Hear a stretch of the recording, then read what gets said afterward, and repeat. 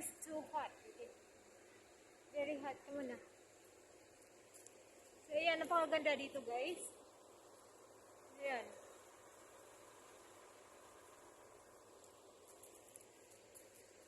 Napakaganda. This is Ocean Adventure. Ayan, napakalaki ng mga peacocks. Oh, just flower. So look at that, guys. Oh my God, that's so nice, man. Wow. And you know what else? They have this very unique way of flying, and that's what we call silent fly. So do you want to see the silent fly? Yes. I'll be needing a volunteer. I need an adult male. Adult male who's going to catch twilight from here, going there at the back. I see sir. The one who's wearing a white polo shirt. Hi, sir. Good afternoon. Good morning. Welcome to the show. Just follow the instructions of Trainer Shane. All you have to do is just, okay, thank you so much. All you have to do is just stay on the bench. Stay on the bench. You stand up on the bench. Stand up on the bench. Facing this way. Facing this way.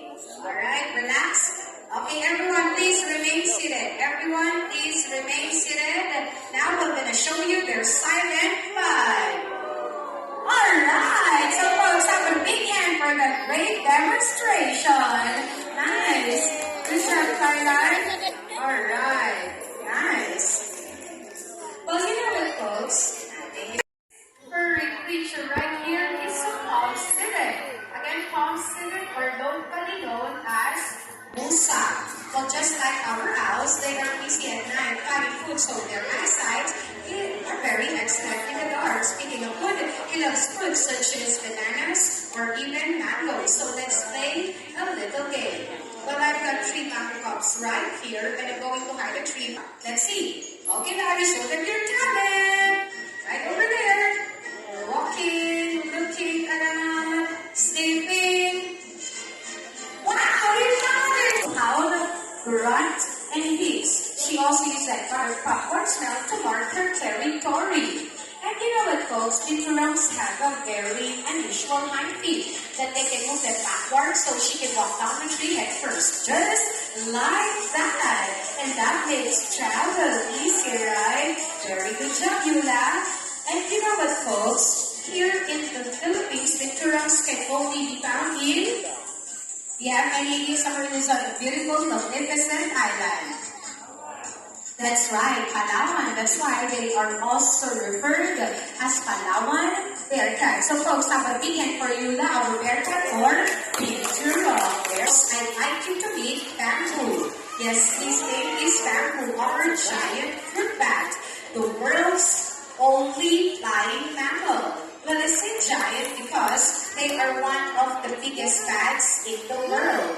When they are full grown, they'll have a wingspan of 5 feet long. Well, Bamboo here has 5 toes on each foot and 4 fingers on those delicate stretchy wings. Their tongues stick out so they can move along the branch. But everybody's wondering, why do bats hang upside down? Do you have any idea? Kids, any idea why they hang upside down? Why? Because the parents, I think this time I need your help. Why they hang upside down? Any wild guess? Sleeping, I think that's a good point. Well, there's a couple of reasons. But first, I want you to try this. Close your hand like this. Come on, everybody. Everyone, come on, try it.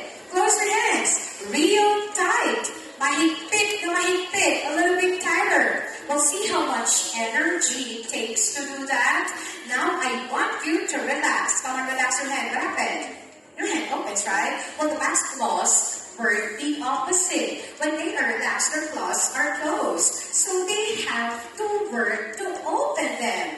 And the other reason is, as you can see, his legs are so thin and so small that it's not designed to walk on or take over the ground just like a bird. So what they need to do is to climb up into a higher place just like that And when they are high enough, they will eventually fall into life. Wow, look at that.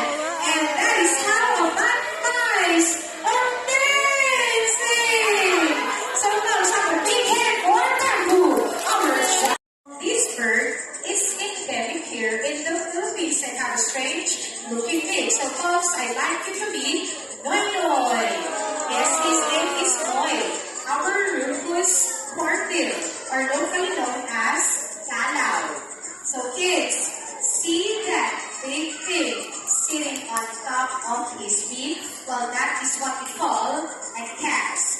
We believe that it acts like a vibrating chamber to make their voice louder. Well, hornbills are quite chatty. Their calls range from deep booming sounds to grace like a donkey, toots, bellows, and cackles. I know that it's a little hard to see, but hornbills have eyelashes that makes them so cute and sexy. Well, Noy here is a combination of fruits, insects, and smaller animals. And his beak is quite handy because he can use the tip of his beak as finger to pluck fruit from trees. Let me show you how.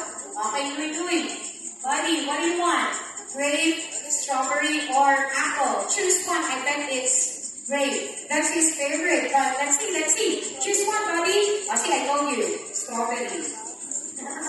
And it's big enough that Noy here can catch milk in the air, just like this. Woo! Nice! Can I have some fruits, please? Okay. Thank you so much for your shade. I've got 4. I need 4 kids. 4. I need to get the attention of your kids. Not too much. I only have 4. I'll be the one to choose. Come on. Step down here. Careful. Careful. Step down here. Step down here.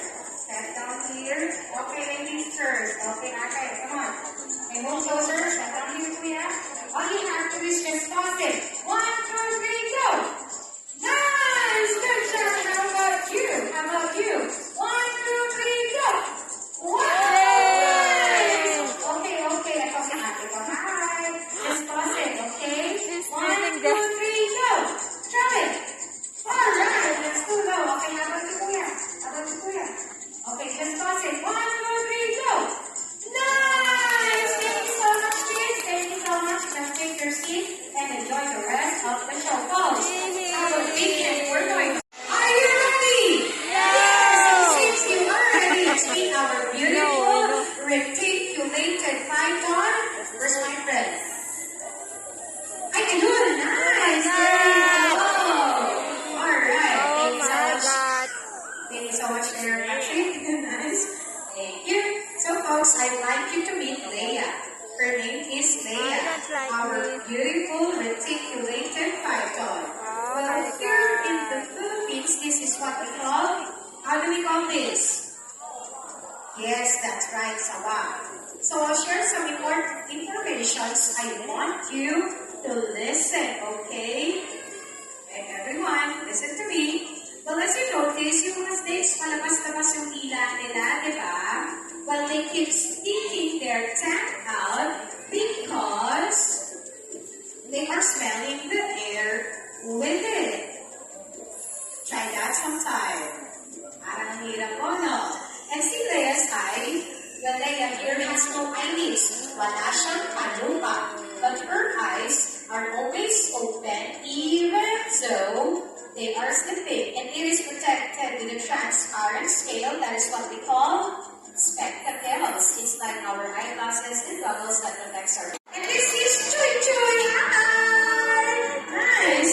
Well, dogs are intelligent, honest, forgiving, and always glad to see you. And you can have so much fun together, just like this. Bunny, are you ready?